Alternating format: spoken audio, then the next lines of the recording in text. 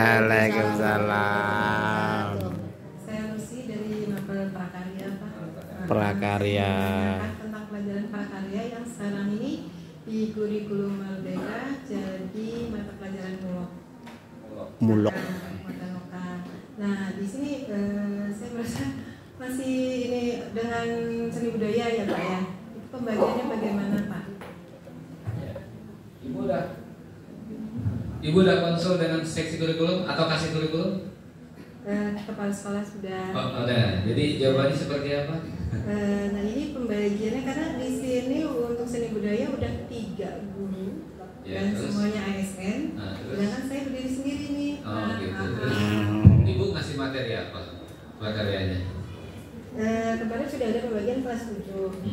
Kelas 7, sedangkan saya kan kalau prakarya itu 2 jam ya Pak ya. Kalau untuk sertifikasi itu kurang karena dari 11 kelas hanya 20. Ibu udah sertifikasi belum? Belum. Udah. Sudah. Alhamdulillah. Jadi 22 kurang 2 jam. Iya. Itu nah selebihnya Pak, wali kelas. Baik. Oh itu yang ibu maksud. Ya, bagaimana biar melengkapi jumlah jamnya? Ada intrakurikuler, ada kokurikuler. Apakah harus digabung itu semua? Nggak mesti. Ya, nggak mesti. Jadi ketika ibu kekurangan 2 jam lagi, itu bisa dimanfaatkan di mana? Iya, di kokurikuler. Ya, nggak mungkin di intra, karena intra akan berbenturan dengan mapel yang lain, ya kan? Bagaimana mensiasatinya? Silakan. Namanya juga kokurikuler, lebih banyak prakteknya, ya kan? Manfaatkan ketika kita berada di luar.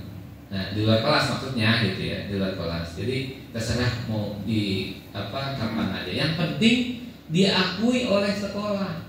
Ini untuk menyelamatkan sertifikasinya gitu. Jadi ya kita bisa mensiasati.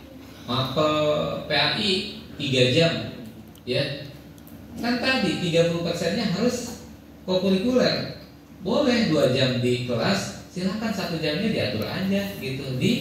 Yang penting ibu ngajar kalau 22 berarti 2 lagi. kelas ya? 2 jam kelas. Kalau ditambah dengan 1 kelas 1 jam pelajaran lagi, berarti akan ada 24. 33. Tapi katakanlah ya ini bonusnya mana wakil kepala bidang kurikulum? Oh, Bu Popi. Bu Popi ini mensiasati seperti apa? Kalau udah kayak gini, kalau saya ya karena kita kurikulum merdeka, maka bisa menjadikan ya yang 2 jam itu berada di luar kelas. Silakan memanfaatkan waktu apa. Ya yang penting ya sekolah mengakui begitu. Coba saya meminta jawaban Bu Popi. Kalau 2 jam itu Bu Popi. Terima kasih Pak Kabid. Sebelumnya memang ini sudah menjadi diskusi kami dengan Ibu Kepala Sekolah Pak, karena Bu Lucy memang bertanya-tanya terus tentang ini. Beliau itu kan memang di kelas 9 di kelas 9 kan sebelumnya prakarya gitu ya. Untuk kelas 9 yang di informatika ya Pak, di informatika, maka ketika itu Ibu bilang gini, Bu Lucy informatika gitu ya. Nah Bu Lucy sempat kebingungan Pak, karena sertinya itu ada di PKY gitu. Apakah itu nanti nggak jadi masalah gitu kan? Karena itu bukan ranah saya bilang sama Bu Lucy, coba ditanyakan dulu dengan Ibu KS dan ke bagian Dapodik gitu ya Pak. Nah tapi kalau untuk di kurikulum siasatinya, kami baru dengar nih dari Bapak kalau memang Indra dan Go itu bisa kita jadikan tambahan untuk 2 jam apa ya? Oh, 2 karena jam. 22. Iya, berarti bisa kita tambahkan di piket, sama kalau yang kokurikuler itu di luar jam Piket. aja mungkin Bu Lucy bisa diekskul yang Bu Lucy misalnya minati di PKY memasak kan tata boga ya kemarin Pak bisa Pak ya. Wali kelas juga bisa kok. Wali kelas piket itu 2 jam. 2 jam Ya, itu malah. mungkin Wali nanti kelas ke bisa. depannya Bisa masuk. seperti itu kali Pak Joko untuk dari kurikulum, dan nanti mungkin disetujui oleh Ibu Kepala Sekolah. Gitu aja Pak. Baik. Jadi Jadi silakan mau dikasih piket, piketnya 1 hari 2 orang nggak apa-apa. Udah. Kalau misalkan udah ada piket semua nggak apa-apa kan. Yang kita tangani juga banyak, ya kan. Nah, atau pagi siang silakan diatur sedemikian rupa, ya. Jadi banyak hal-hal yang bisa menjadi peluang untuk dapat 2 jam pelajaran. Insya Allah ya bidang kurikulum juga udah paham ya. Baik. Yang lain ya silakan. Kalau kali ini dikasih untuk pertanyaan sekolah nyaman, apa sekolah ramah anak, supaya ayo khususnya dari hari Senin sampai Rabu dan Jumat Sabtu Kamis Sabtu gitu. Nah, apakah itu juga sudah atau akan berlaku di Kota Depok? Terima kasih. Assalamualaikum warahmatullahi wabarakatuh. Ya, terima kasih Bapak. Bapak memberikan kesempatan Pak. Yang pertama, yang mendapat rujukan sebagai sekolah inklusi Bapak. Ya. Jadi untuk sekolah inklusi kami kan ada anak-anak yang memang berkebutuhan khusus. Ketika saya datang pertama kali ke sini, itu saya melihat bahwa anak-anak yang kategori inklusi ini atau ABK ini, ketika mereka penilaian PTS ya, kemudian penilaian akhir di setiap semester itu disediakan ruangan khusus Bapak. Nah kemudian ketika saya mengikuti pembuatan perangkat bahan ajar disabilitas bersama Kemenkes, mewakili Kota Depok itu SMP 19 dan SMP 8, itu dipertanyakan kenapa harus dipisah, harus dibedakan. Kemudian saya berdiskusi dengan teman-teman yang menjadi penanggung jawab di sini, banyaknya guru BK juga dengan kurikulum. Mereka mengemukakan alasan-alasan yang kenapa kok dipisah.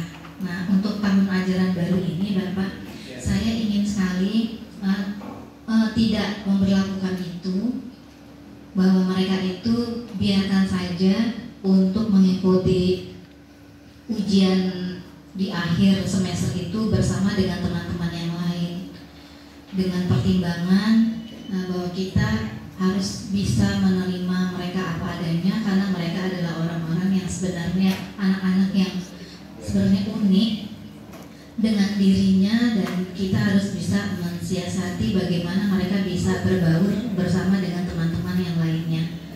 Mungkin Bapak punya saran gitu ya, karena sepertinya di sini ada beberapa, hampir semua sih kalau saya lihat berkeberatan dengan alasan karena mereka butuh perhatian khusus Bapak ketika ujian semester. Lalu yang kedua Bapak, pertanyaan saya berkaitan dengan tadi karena ada menyinggung tentang P3K. Saya berharap banget mudah-mudahan nanti ketika ada peluang P3K itu dibuka kembali untuk pendaftaran atau tesnya, teman-teman yang masih honorer di sini bisa mengikuti. Tapi mohon saran Pak, karena di tahun kemarin yang ada beberapa teman saya yang mengikuti P3K dan lolos, mereka itu ditempatkannya di SD, sehingga sekolah kami malah kekurangan jadinya guru tersebut. Apakah ketika saya bertanya kepada teman saya yang mengikuti tes, sesadar-sadarnya mengatakan bahwa memang peluangnya ada di SD. Cuma anehnya ketika ditempatkan di SD, mereka mengeluh ingin minta dikembalikan ditempatkan di sekolah SMP-nya. Nah, mungkin ada saran dari Bapak, mudah-mudahan teman-teman kami yang di sini ketika nanti dibuka peluang itu tidak salah lagi menentukan pilihan Bapak. Jadi tolong jelaskan kepada kami sebenarnya seperti apa sih mekanisme perekrutan P3K di Kota Depok, supaya nanti teman-teman kalau memang peluangnya tidak ada di SMP, tiba-tiba ada di SD, itu tidak menuntut untuk di SMP, dan kami juga jadi tidak kehilangan gitu Bapak. Jadi bukannya menyelesaikan masalah, malah ada masalah baru. Mungkin itu ya Pak ya, mohon pencerahannya. Terima kasih. kasih. Assalamualaikum warahmatullahi wabarakatuh. Baik, ini yang saya Tunggu. seragam baru. Bu, kalau belum ada ya pemberitahuan dari dinas pendidikan, ibu nggak usah khawatir, pakai aja pakainya biasa ibu pakai, nggak usah beli lagi hitam putih baru dan sebagainya. Diambil mentah-mentah, dah saring aja. Distrik Kota Depok udah ada belum sih? Oh belum, tenang, itu khawatir. Baik, mengenai ya pendidikan anak-anak berkebutuhan khusus, ini kenapa asesmennya harus dirubah? Maaf, mau disamain anak normal sama anak nggak normal, maksudnya berkebutuhan khusus, sama-sama nilai 9 mau? Enggak dapat nilai. Jadi kenapa? Kan kita kurikulum merdeka. Jadi kita harus punya data tentang siswa. Jadi basis data ini dari siswa yang kita observasi, kita bahan masukan kita untuk menindaklanjuti dalam KBM, ini juga nggak sama. Anak yang maaf, ya, yang rada-rada kurang, ya, di kedua belah pihak kasihan. Yang ini, yang normal, nanti nggak maju-maju debat-debatnya seperti apa. Ini yang kemudian kalau kita nggak memanfaatkan co-kurikuler, sayang gitu. Jadi Bapak Ibu misalkan 2 jam pelajaran, ya, apa itu? Berarti sekitar 40 menit ya, kali 2 ya, ya, 40 menit kali 2, 20 menitnya adalah co-kurikuler, ya nggak apa-apa, gitu. Ya, silakan. Jadi Bapak Ibu buat taruh capek. Adik sebenarnya anaknya pintar dan jadikan aja sebagai tutor sebaya. Yang pertama ibu nggak capek, yang pintar dia udah makin pintar karena ngajarin kawannya, gitu. Ya, bukan yang berkebutuhan khusus. Nah sehingga ya boleh jadi ketika ditentir diajari oleh kawannya sepermainan, ternyata dia lebih enjoy, lebih nyaman. Ya, yang bikin suasana nyaman di kelas itu adalah kita semua. Ya, yang pertama tidak bikin anak menjadi stres, ya, karena kita fokus ke anak yang gak mampu tadi, terus itu aja. Coba disiasati dengan cara co-kurikuler, anak kerjasama, gitu. Ya. Nah, tentunya, ya, ketika kita menilai alangkah baiknya dengan asesmen yang berbeda. Oh iya, P3K, maaf, Bapak Ibu. Jadi kita harus jadi waktu kita itu lebih sedikit dari kita. Lalu Bapak Ibu ngambil keputusan tahun ini untuk meningkatkan karir, padahal nggak ada tuh jatahnya dulu SMP. Akhirnya peluang P3K untuk SD, peluang SD harusnya lebih banyak. SD itu sekolahnya negeri 216, SMP hanya 34. Mau Bapak Ibu ambil juga, akhirnya ketika diterima lalu ditempatkan, Bapak Ibu nggak nyaman. Maaf, sesungguhnya di awal itu udah salah pilihan. Jadi jangan tolong jatah orang lain itu diambil, akhirnya apa? Bapak Ibu harus ditempatkan di sana. Ya. Itu pilihan. Ketika kita mengambil amanah orang lain dan kemudian diterima, ya. Makanya kalau saya yang namanya amanah, ya, ngukur diri gitu. Tapi kalau udah dikasih, kita nggak minta nih, udah dikasih, diangkat, dilantik, udah, la yukallifu nafsan illa usaha. Allah nggak akan, ya, memberikan beban kepada kita di luar kapasitas kita. Makanya yakinlah, jangan meminta amanah.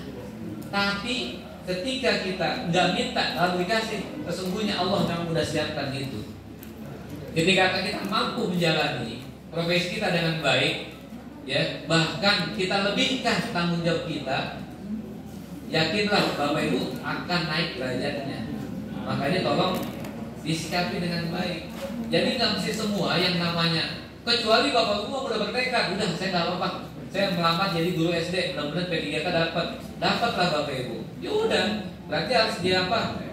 Terima. Dijalani dengan senang hati, nggak boleh berubah niat.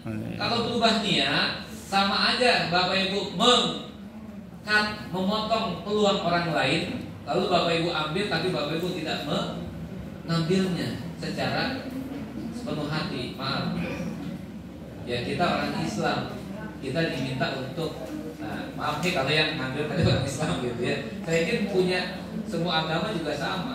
Ya bijaklah kita dalam melakukan pengambilan keputusan. Enggak semua yang mau kita ambil itu baik buat kita. Makanya serahkan aja kepada Yang Maha Kuasa. Betul. Ketika kita sudah mau mengambil itu, ya Allah, kalau memang ini baik untukku, maka mudahkan bagiku, dekatkan aku kepadanya, ya, dan dekatkan dia kepadaku. Tuh. Tapi kalau enggak baik, ya Allah, Engkau yang Maha mengetahui, Engkau yang Maha, ya, dan aku tidak mengetahui. Karena itu berilah kami pertolongan-Mu ya Allah. Enak kalau kita apa waktu minta pertolongan Allah. Jangan kita ngambil keputusan sendiri. Ya.